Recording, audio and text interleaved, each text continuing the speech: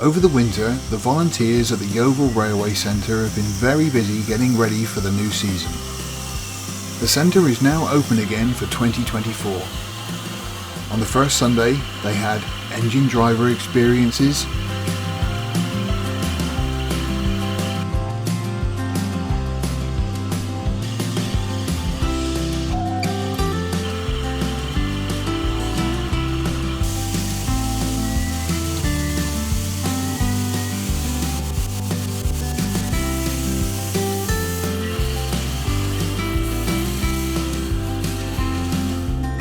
steam train rides up and down the third of a mile Clifton-Maybank branch line.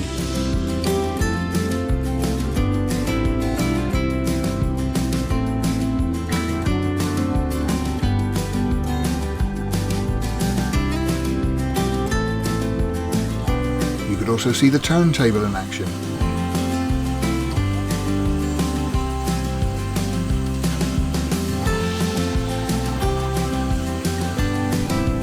Model railways, the cafe and much more.